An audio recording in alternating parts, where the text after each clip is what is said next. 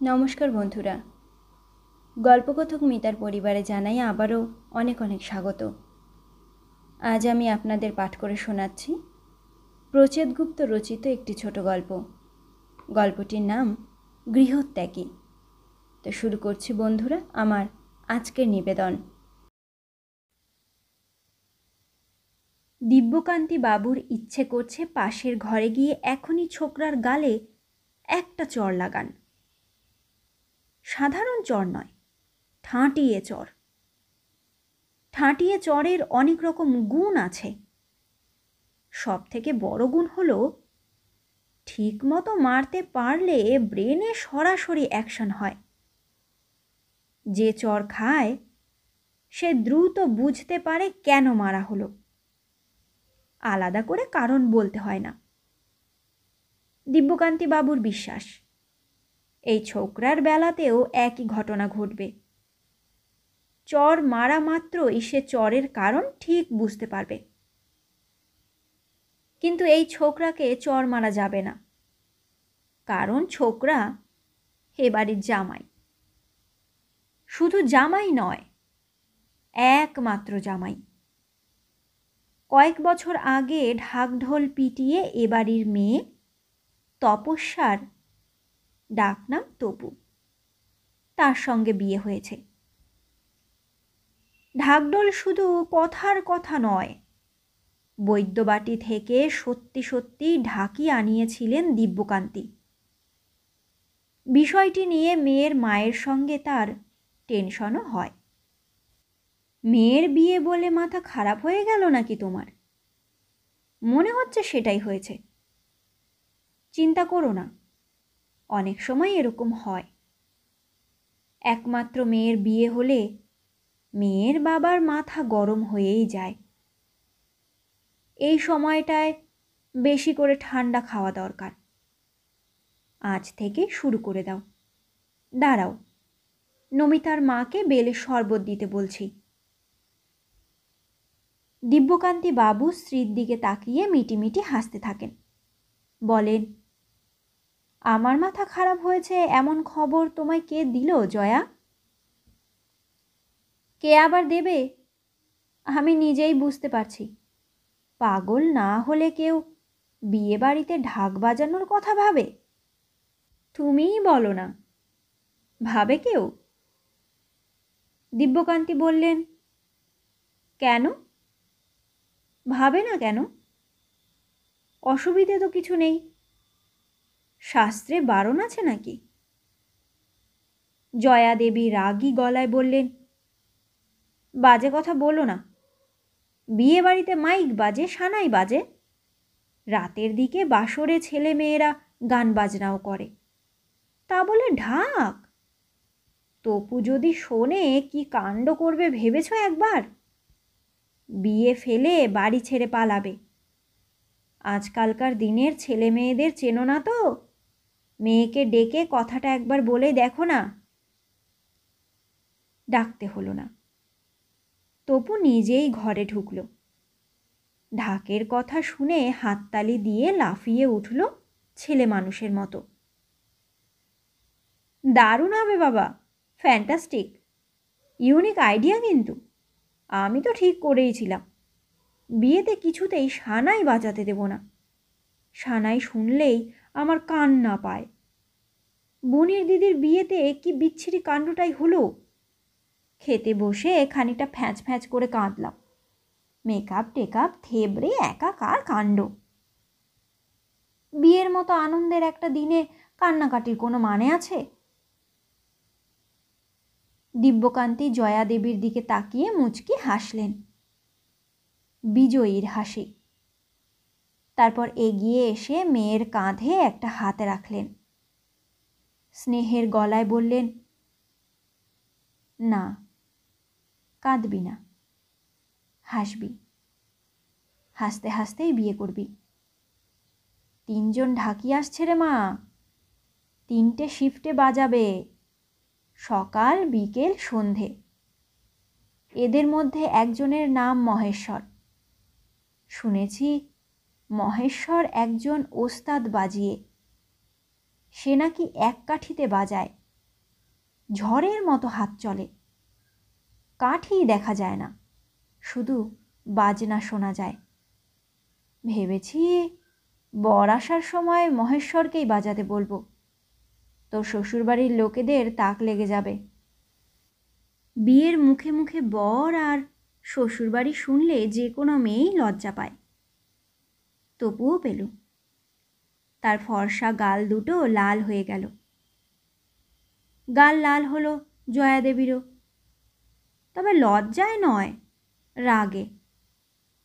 তিনি বললেন, 3 জন?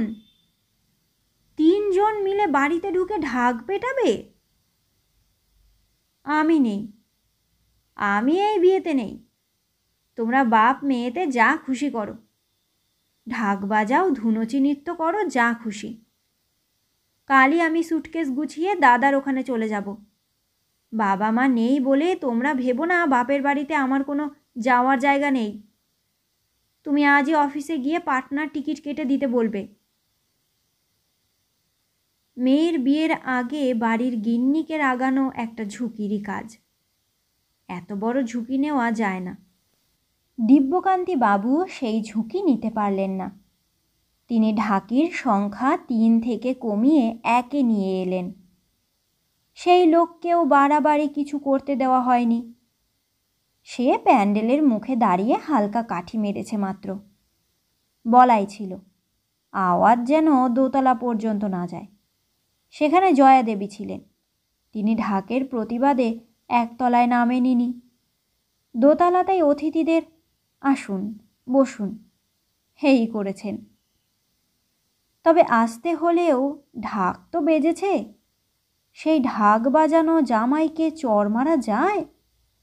যতই হাত নিষ্পিস করুক, মারা যায় না। দিব্যকান্তি নিজেকে শান্ত করবার চেষ্টা করলেন, আর চোখে তাকালেন পাশের ঘরে।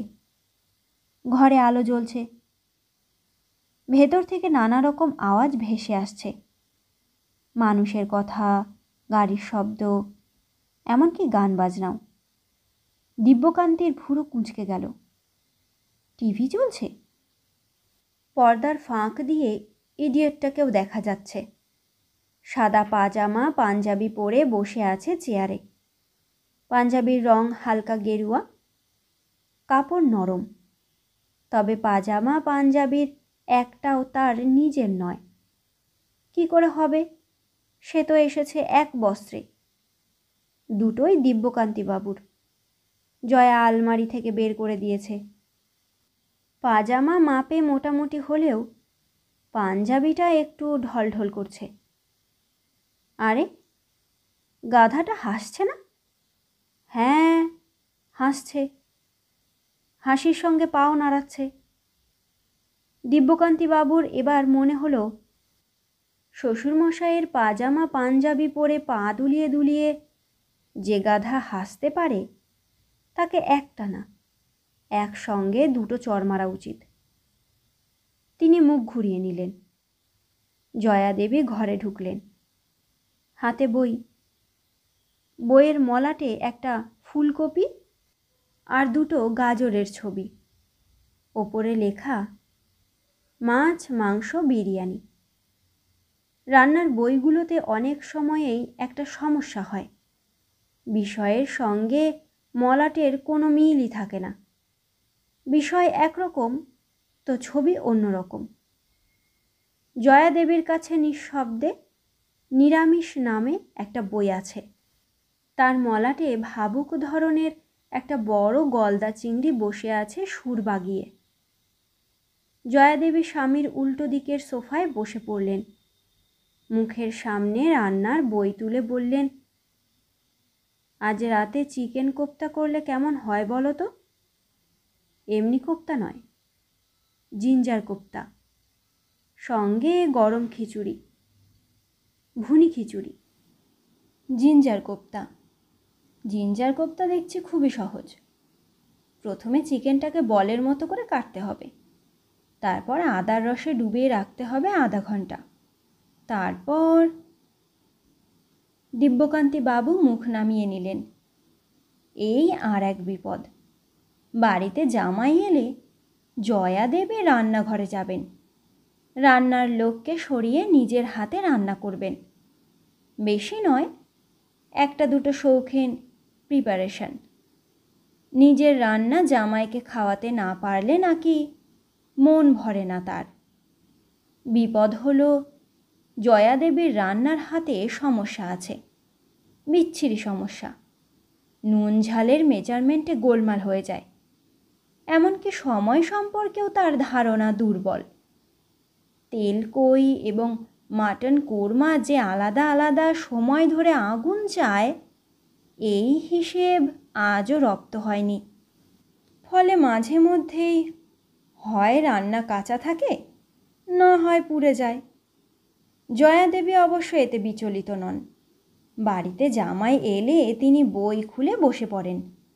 বিপদের কথা হলো, সেই জিনিস শুধু একা জামাই নয়, দিব্যকান্তি বাবুকেও খেতে হয়। গত 3 দিন ধরেই হচ্ছে। কি গো, বললে না প্রিপারেশনটা কেমন হবে? খানিকটা গদগদ ভঙ্গিতেই জয়া দেবী স্বামীর কাছে জানতে চান। দিব্যকান্তি বাবু মুখ তোলেন। তার মুখ থমথম করছে। কঠিন চোখে তাকান স্ত্রীর দিকে। বলেন, ওই গাধাটা আর কতদিন এখানে থাকবে বলে তোমার মনে হচ্ছে? গাধা? গাধা কে? কার কথা বলছো তুমি? পলাশ? জয়া দেবী অবাক গলায় জানতে চান। তাছাড়া বাড়িতে এই মুহূর্তে আর কটা গাধা আছে বলে তোমার মনে হচ্ছে জয়া? ওটা 3 দিন ধরে শ্বশুরবাড়িতে বসে কি করছে? জয়া দেবী ফিসফিস করে ওঠেন। এই, আসতে বলো। কি হচ্ছেটা কি? পলাশ শুনতে পাবে না? পর্দার ওপাশ থেকে হাসির আওয়াজ ভেসে এলো। দিব্যকান্তি বাবু একবার মুখ ঘুরিয়ে সেদিকে তাকালেন। তারপর দাঁত কিরমির ধরনের আওয়াজ করে বললেন, ওই ছেলে হাসছে কেন? হাসি মশকরার মতো কোনো ঘটনা ঘটেছে কি? শ্বশুরবাড়িতে বসে খাওয়া দাওয়া, ঘুমের মধ্যে হাসির কিছু আছে বলে তোমার মনে হয় না। জয়া দেবী মুখের সামনে থেকে বই সরালেন। একগাল হাসলেন। ভাবটা এমন যে শ্বশুরবাড়িতে শুয়ে বসে খাওয়াটা একটা আনন্দের বিষয়। ও মা, হাসবে না তো কি করবে? কাঁদবে? কি যে বলো তুমি! এবার গলা আরও নিচু করলেন। বললেন, জামাই তোমার হাসির সিনেমা দেখছে, কমেডি ছবি। বিকেলে বলল, মা সিনেমা দেখব। আমি বললাম, দেখো না, অসুবিধে তো কিছু নেই, ডিভিডি চালিয়ে সিনেমা দেখো। জামাই বলল, কি সিনেমা দেখব মা? আমি বললাম, হাসির কোনো ছবি দেখো। আমি বরং তোমাকে কটা লুচি ভেজে দিই। গরম লুচি খেতে খেতে হাসির ছবি ভালো লাগবে। লুচি কি দিয়ে খাবে? আলু ভাজা না আলুর দম? জামাই বলল, না মা, আলু খাবো না, আলুতে ফ্যাট হবে। মা, আপনি বরং কটা পটল ভেজে দিন, বেশি করে তেল দিয়ে ডুবো ডুবো করে ভাজবেন। আমি পড়লাম মহা ফাপড়ে। বাড়িতে পটল নেই। নমিতার মাকে বললাম, ছি ছি ছি, কি কাণ্ড! জামাই মানুষ মুখ ফুটে পটল খেতে চেয়েছে, তুই আগে বাজারে যা। ঠিক করেছি, আর কিছু রাখি আর না রাখি, ঘরে সব সময় পটল রাখবো। আর সহ্য করা যাচ্ছে না। তীক্ষ্ণ স্বরে স্ত্রীকে ধমকে উঠলেন দিব্যকান্তি। স্টপ, স্টপ, চুপ করো, চুপ করো বলছি। জয়া দেবী ঝুঁকে পড়ে বললেন, ইস, পলাশ নিশ্চয়ই শুনতে পেল। বলছি না আসতে বলো। দিব্যকান্তি গলার ভলিউম 1 রেখে একই সঙ্গে নাক এবং মুখ দিয়ে ফোঁস জাতীয় একটা শব্দ করতে গেলেন। রাগের শব্দ। শব্দ বের হলো না। এতে রাগ আরও বেড়ে গেল। শুনতে পেলে কি হবে? কিছুই হবে না। চলে যাবে ভেবেছ? যাবে না। অপমানিত হওয়ার জন্যে আলাদা মেটেরিয়াল লাগে। তোমার জামাই সেই মেটেরিয়াল নয় জয়া। গোড়া থেকেই আমার সন্দেহ ছিল। এখন আমি পুরোপুরি নিশ্চিত, 100% শিওর। বুঝতে পারছি এটি একটি নির্লজ্জ জিনিস, দুটো কানই কাটা। ভাবছি একবার ডেকে কানগুলো দেখতে চাইব, কেমন হবে বলো তো? উফ, চুপ করবে? চুপ করবে কি তুমি? নিজের জামাই সম্পর্কে কি এইসব ছাইভস্ম বলছো? তপু যদি শোনে? জয়াদেবী ভয়ে ভয়ে বললেন। চুপ করব কেন? চুপ করব কেন? একটা ধেড়ে ছেলে নিজের কাজকর্ম ফেলে, বাড়িঘর ফেলে, বউ ফেলে, বাবা মাকে ফেলে শ্বশুরবাড়িতে বসে পা দোলাচ্ছে আর লুচি পটল ভাজা খেতে খেতে হাসির সিনেমা দেখছে। আর আমি চুপ করব? তাও যদি একটা প্রপার কারণ থাকতো। ইস, শুনতে পাচ্ছে না কি? জয়াদেবী মুখ ঘুরিয়ে তাকালেন। এখন আর পলাশের মুখ দেখা যাচ্ছে না। মনে হয় চেয়ারে হেলান দিয়েছে। পর্দার আড়াল থেকে এখন শুধু তার পা দুটো দেখা যাচ্ছে। দুটো পা সামনে ছড়ানো, নিশ্চিন্ত এবং আরাম করে বসলে যেমন হয়। পায়ে হাওয়ায় চটি। চটি দুটো পায়ের তুলনায় বেশ একটু ছোট, তবে জিনিস খুবই ভালো। সাধারণ হাওয়ায় নয়, স্ট্র্যাপে পাতার কাজ করা। হঠাৎ দেখলে মনে হবে যেন পাতার চটি। অবশ্য চটি জামাইয়ের নয়, চটি তার বউ তপুর। তপু বাপের বাড়িতে এলে পরে, এখন পলাশ পড়েছে। কি করবে বেচারি? সে তো আর সঙ্গে করে ঘরে পড়া চটি নিয়ে আসেনি। রাগ করে গৃহত্যাগের সময় কেউ সঙ্গে হাওয়ায় চটি নিয়ে বের হয় না। জয়াদেবী বিরক্ত ভঙ্গিতে স্বামীকে বললেন, তুমি জানো না ছেলেটা কেন এখানে আছে? নাকি জেনেও না জানার ভান করছো? দিব্যকান্তি দাঁতে দাঁত চেপে হিসিয়ে উঠলেন। জানি, অবশ্যই জানি। আর জানি বলেই মাথায় আগুন জ্বলছে। ফাজলামো হচ্ছে, ন্যাকামি। তোমার জামাই কি ছেলে মানুষ? কচি খোকা সে? জয়াদেবী কোলের ওপর রাখা রান্নার বইয়ের পাতা উল্টোতে উল্টোতে বললেন, আহা, রাগ করছো কেন? দুদিনের মধ্যেই সব ঠিক হয়ে যাবে। স্বামী স্ত্রীর ঝগড়া, দুধে আমে মিশে যেতে কতক্ষণ? 3 দিন তো হয়েই গেল। 2 দিন মানে কি আর 2 দিন? তোমার আবার সবটাতেই বেশি বেশি।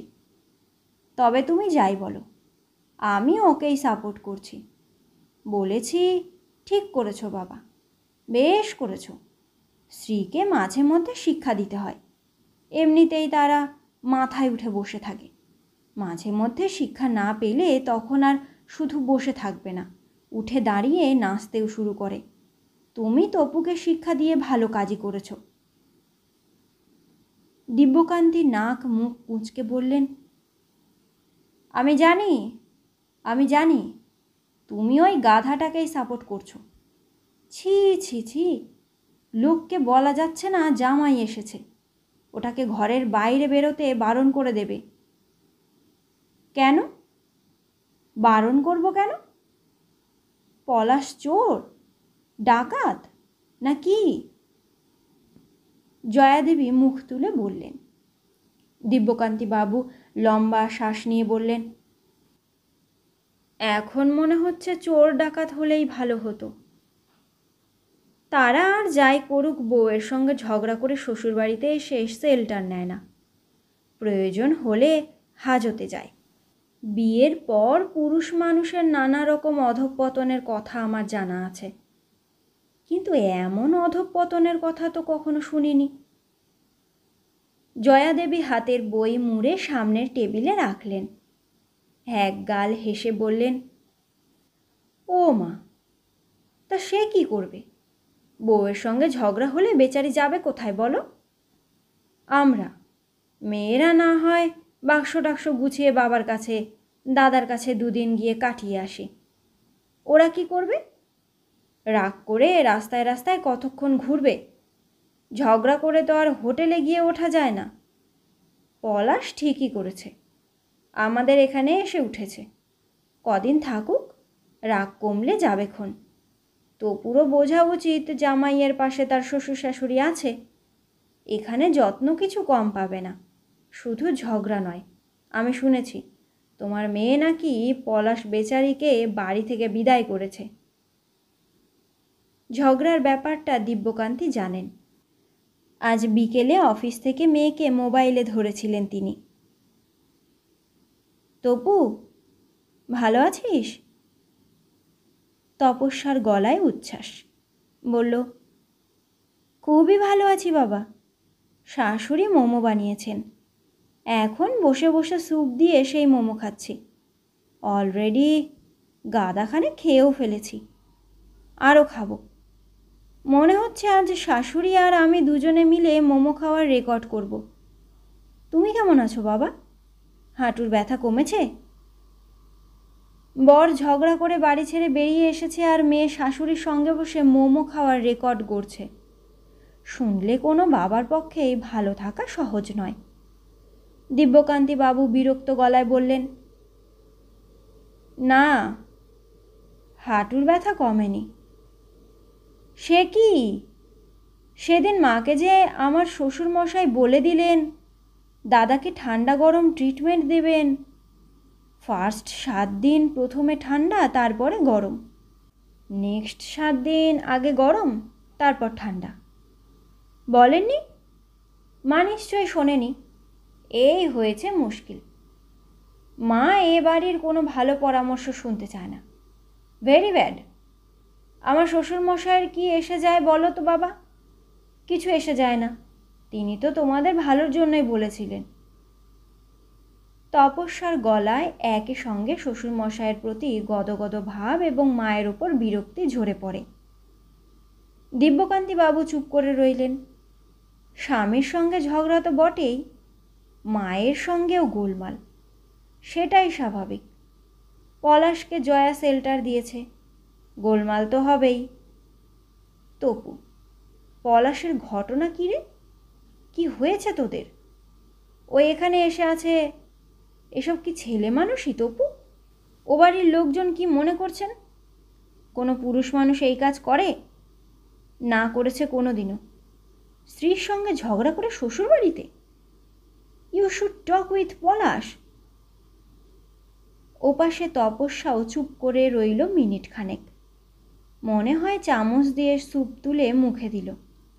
সুরুৎ ধরনের একটা শব্দও পাওয়া গেল।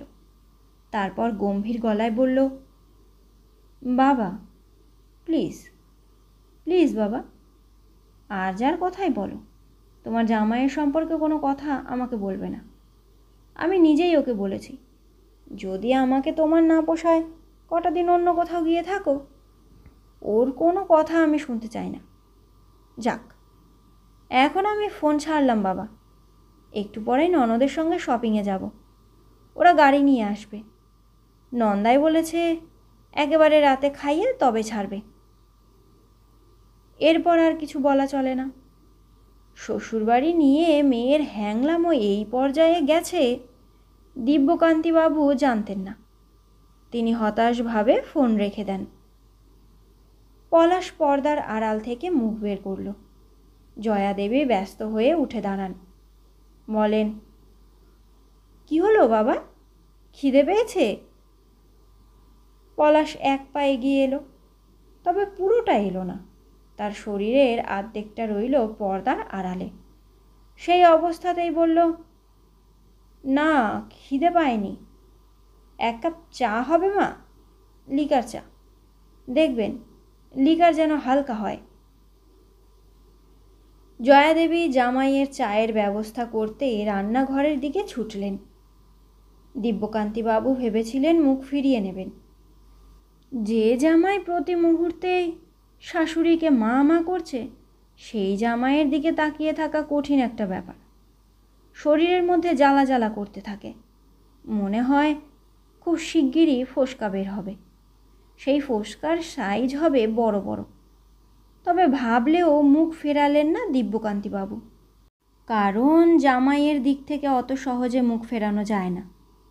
একটি মাত্র জামাই হলে তো কথাই নেই।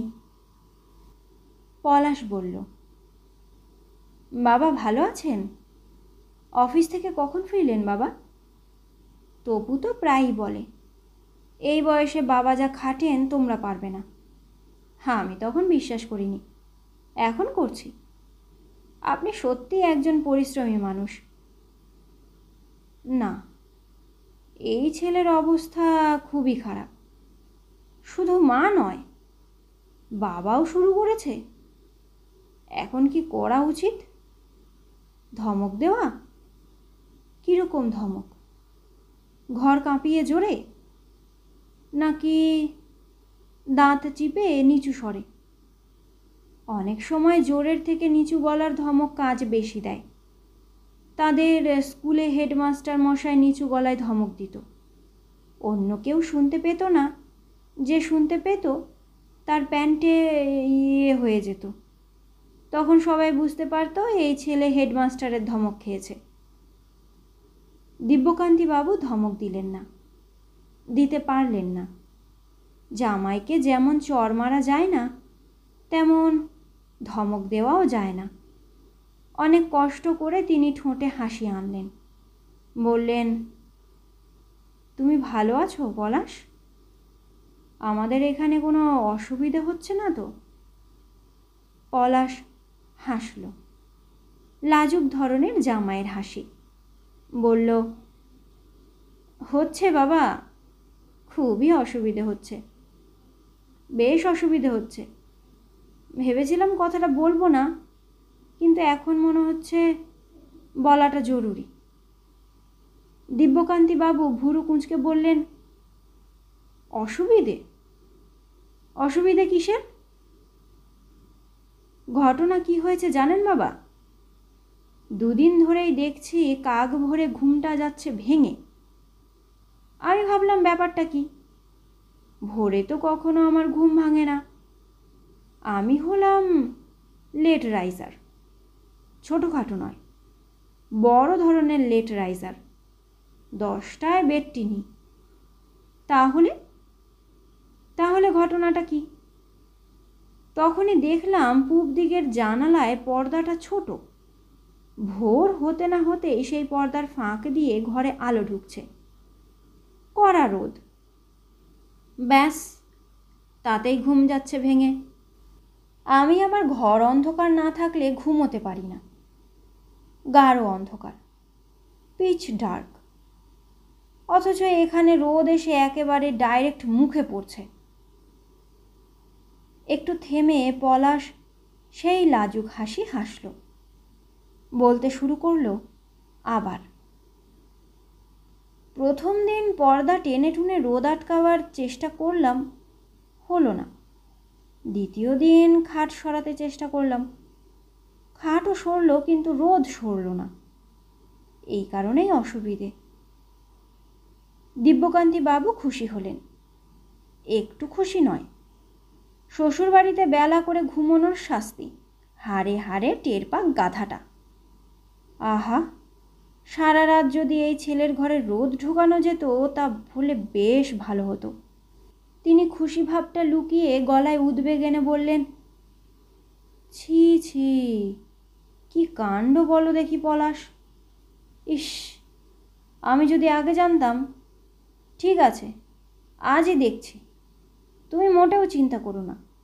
সামান্য পর্দার কারণে তুমি ঘুমোতে পারছো না, এটা হতে পারে না। আমি নিজে বিষয়টা দেখছি পলাশ। জামাই লাজুক হাসি দিয়ে ঘরে ঢুকে যেতেই খুশি ভাব সরে মাথায় আগুন জ্বলে উঠল দিব্যকান্তির। কত বড় আবদার! শ্বশুর মশাইকে বলছে পর্দা টাঙান। কে জানে এ ছেলে যেভাবে এগোচ্ছে তাতে আর কটা দিন থাকলে হয়তো বলবে, বাবা আপনিই বরং সকালের দিকটা পর্দা সেজে জানালার সামনে দাঁড়িয়ে থাকুন, রোদ সরে গেলে চলে যাবেন। ইচ্ছে করছে গাধাটার ঘাড় ধরে পূব দিকের ওই জানালাটা দিয়ে ছুঁড়ে ফেলে দিতে। 7 তলার ফ্ল্যাট থেকে 1 তলায় পড়লে গাধাদের কি হয়? হাড়গোড় ভাঙে। ভাঙলে কটা ভাঙে? একে আর কতদিন সহ্য করতে হবে? বেশি দিন নয়। ঘটনা ঘটল পরদিনই। পলাশ বিছানা ছাড়ল বেলা করে। ততক্ষণে দিব্যকান্তিবাবু অফিসে রওনা দিয়েছেন। হালকা লিকার চা, করকরে 2টো টোস্টের সঙ্গে আস্ত একটা মর্তমান কলা, খান 4-5 পাকা পেঁপের টুকরো দিয়ে ব্রেকফাস্ট সারল পলাশ। কাল রাতেই শাশুড়িকে সে জানিয়ে রেখেছিল ব্রেকফাস্টে ফলের কোয়ান্টিটি একটু বেশি রাখলে ভালো হয়। খাবার খেয়ে বাথরুমে ঢুকে কুসুম কুসুম গরম জল দিয়ে ভালো করে স্নান সারতে সময় নিল প্রায় ঘণ্টাখানেক। সাবান মাখলো, শ্যাম্পু করলো, শেষে চুল টুল আঁচড়ে জামা জুতো পরে হাসি হাসি মুখে জয়াদেবীকে বলল, মা আজ তাহলে আসি। বাবার পাঞ্জাবিটা একটু বড় হলেও কি হবে, পরে কিন্তু খুব আরাম, কাপড়টা ভালো। জয়াদেবী আপ্লুত ধরনের গলায় বললেন, ঠিক আছে বাবা, ঠিক আছে, তোমার জন্য একটা পাঞ্জাবি কিনে তপুর হাত দিয়ে পাঠিয়ে দেবক্ষণ। পলাশ হাসল। ঘাড় কাত করে অনুমতি নেওয়ার ঢঙে বলল, তাহলে মা আসি। দিব্যকান্তি বাবুর সুখবরটা পেলেন অফিসে বসেই। খুশি হলেন। এতটাই খুশি হলেন যে সন্ধে 7টার জরুরি মিটিং বাতিল করে দ্রুত ফিরে এলেন বাড়িতে। ড্রাইভারকে বললেন, ভজন তুমি পাশে বসো, আজ আমিই গাড়ি চালাবো। ড্রয়িং রুমেই বসেছিলেন জয়াদেবী।